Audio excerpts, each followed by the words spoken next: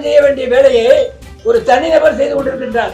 இந்த மாதிரி நான் ஒரு இடத்த பார்த்ததே கிடையாது. ஏன்னா அவ்வளோ பிரச்சனைகள் ஒரு 20-30 வருஷம் பின்னாடி இருக்கிற மாதிரி இருந்துச்சு. அது ஒரே ரீசன் தண்ணி தான் அப்படிங்கிறது புரிஞ்சதுக்கு அப்புறம் ஒர்க் பண்ண ஆரம்பிச்சேன். ஒரு வீட்டுக்கு ஒரு வாரத்துக்கு 2 குடம் இல்லை 3 குடம் தான் அலவுடு. நீங்கள் டேப்பில் பூட்டு பார்த்துருக்கீங்களா? இங்கே வந்து டேப் குழாயில் வந்து பூட்டு போட்டிருப்பாங்க. ஏன்னா வந்து தண்ணியை தேவையில்லாமல் யாரும் எடுத்துகிட்டு போயிடுவாங்க. இந்த ராமநாதபுரத்தில் குறிப்பாக இந்த பெரியகுளம் பகுதியில் இருக்கிற பிரச்சனைகள் என்னன்னு தெரிஞ்சுக்கணும்னு நினைக்கிறேன். பெரியகுளம் வந்து ஒரு சாம்பிள் தான். இங்கே இருக்க ஆல்மோஸ்ட் ஒரு 500 வில்லேஜஸில் ஒரு வில்லேஜ் தான் இது. ஒரு பானை சோத்துக்கு எப்படி ஒரு சோறு பதமோ அந்த மாதிரி தான் இந்த பெரியகுளம் வில்லேஜ். இதோட கொடூரமான கிராமங்களும் நிறையா இருக்குது. எங்கே பார்த்தாலும் சீமைக்கருவேல மரங்கள். எங்கள் அந்த தள்ளுவண்டி மாதிரி ஒன்று இருக்கும். ஒரு 5 குடம் வச்சு தள்ளிட்டு போயிட்டு இருப்பாங்க. அது நீங்கள் பகலாக இருந்தாலும் சரி, வெயிலாக இருந்தாலும் சரி, மழை காலமாக இருந்தாலும் சரி, எப்போ பார்த்தாலும் அதை தள்ளிட்டு போயிட்டே இருப்பாங்க. குறிப்பாக பார்த்தீங்கன்னா அதில் ரொம்ப பாதிக்கப்படுறது லேடிஸ் தான். நிச்சயமா அதில் ப்ரெக்னென்ட் லேடிஸ் இருப்பாங்க, வயசானவங்க இருப்பாங்க. இந்த இன்னும் கொடுமை என்ன இருக்குன்னா, இந்த 5 குடத்தில் 4 குடத்தில் தண்ணி இருக்கும். ஒரு குடம் வைக்கிற ஸ்பேஸ் எம்டியாக இருக்கும். அதில் பச்சை புள்ள உட்காந்துருக்கும். அந்த மாதிரி தள்ளிட்டு போயிட்டு இருப்பாங்க. அதெல்லாம் பார்க்குறதுக்கு ரொம்ப கொடுமையாக இருக்கும்.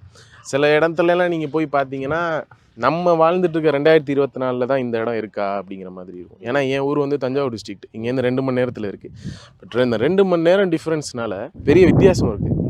ஆமாம், இங்கே இருக்கிற மக்கள்லாம் நான் நினைப்பேன் நிறைய வாட்டி, இவங்க இங்கே பிறந்ததை தவிர வேறு என்ன தப்பு பண்ணிட்டாங்க அப்படிங்கிற மாதிரி இருக்கும். ஏன்னா அவங்களுக்கான அமைப்பும் சரி, நிறைய விஷயங்கள் இங்கே அப்படி தான் இருக்குது.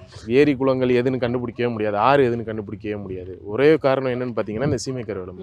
வீடுகளில் ஆள் இருக்க மாட்டாங்க, ரோட்டில் தான் நின்றுட்டு இருப்பாங்க தண்ணியை தேடி. ஒரு நாளைக்கு வந்து 6 மணி நேரத்துலேருந்து 7 மணி நேரம் தண்ணிக்காண்டி மட்டுமே செலவழிச்சு. இப்போ தண்ணியை தேடுறதும் தண்ணியை பிடிச்சி வைக்கிறதுமே அவங்க வாழ்க்கையை கடத்திட்டு இருக்காங்கன்னா என்ன பண்ண முடியும் அவங்களால? இப்போ நமக்கு வந்து டெய்லி காலையில் ஆரம்பித்ததும் எவ்ரிடே எப்படி ஸ்டார்ட் ஆகும்? ஃப்ரெஷ்ஷப் ஆகிறதுக்கும், அதுக்கப்புறம் சாப்பிடுவோம், ஒர்க்குக்கு போவோம், ஸ்கூலுக்கு போகிறவங்க ஸ்கூலுக்கு போவாங்க, காலேஜ் போவாங்க, வீட்டில் இருப்போம்ல. இங்கே அப்படி இல்லை. காலையில் எந்திரிச்சதுமே அவங்களோட ஃபஸ்ட்டு இதே தண்ணியை தேடி ஓடுறது. ஸ்கூல் பிள்ளைங்க ஒரு குடத்தோடு ஓடிட்டுருக்கோம் காலையில். அதே மாதிரி ஸ்கூல் முடிச்சு வந்து திருப்பி ஒரு குடத்தோட ஓடிட்டுருக்கும். அதுக்கப்புறம் தான் அவங்களோட படிப்பு, அதுக்கப்புறம் தான் அவங்க ஃபேமிலி சேவிங்ஸு, அதுக்கப்புறம் தான் செல்ஃப் எம்பவர்மெண்ட்லேருந்து எல்லாமே. ஸோ ஃபஸ்ட்டு அவங்களுக்கு தண்ணி, லாஸ்ட்டு அவங்களுக்கு தண்ணி. இந்த ஊர் சரௌண்டிங்கில் போயிட்டு ஊர் பேரை பார்த்தீங்கன்னா அந்த வாட்டர் பாடி ரிலேட்டடோட பேராக தான் இருக்கும். ஏந்தல், ஏரி, அந்த மாதிரி பேர் முடிகிற மாதிரி தான் இருக்கும். குளம் அப்படிங்கிற பேர் தான் கேட்டேன். இவங்க வந்து பெரிய குளம்னாவே இங்கே அவ்வளோ நேச்சுரலி நிறைய வாட்டர் பாடிஸ் இருந்திருக்கு. இவங்க ஊரெல்லாம் சேர்ந்து நிறைய வாட்டர் பாடிஸ் வச்சுருந்துருக்காங்க. பட் காலப்போக்கில் வந்து மெயின்டெனன்ஸ் இல்லாததுனாலையும், ஆற்று பாசனத்தில் வந்து பெருசாக இதுனாலையும் ஆனுவல் ரெயின்ஃபால் குறைஞ்சிருச்சு. ஸோ ஆப்வியஸ்லி அதே நேரத்தில் சீமைக்கருவேல மரங்களை ஆக்கிரமிச்சிருச்சு. இவங்களால முடிஞ்ச அளவுக்கு அதை சரி பண்ண பார்த்தாங்க. பட் இவங்களால பண்ண முடியாததுனால விட்டுட்டாங்க. இந்த விஷயம் அதாவது இங்கே இப்போ எத்தனை நாளாக அதை தூர் வரதுக்கு நீங்கள் அதை எடுத்துக்கிட்டீங்க? இது நம்ம இருக்கிற இடம் வந்து பெரியகுளம் கண்மாய்.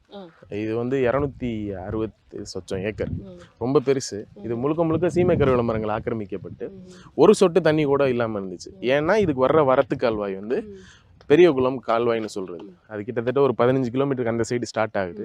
ஸோ அதில் அந்த தண்ணி வந்து கிட்டத்தட்ட ஒரு 50 சின்ன குளங்கள், குட்டைகள், கண்மாய்களை நிரப்பும்.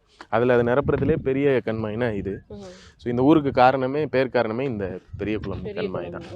ஸோ இங்கே வந்து ஆல்மோஸ்ட் ஒரு 45 நாள் ஒர்க் நடந்துச்சு, இன்க்ளூடிங் அந்த கால்வாய், இங்கே இருக்க சின்ன ஊரணிகள். இதுக்கு அந்த சைடு பேரலாக பெரியகுளம் குடிநீர் ஊரணி ஒன்று இருக்குது, குடிதண்ணிக்காண்டி இருக்க ஊரணி.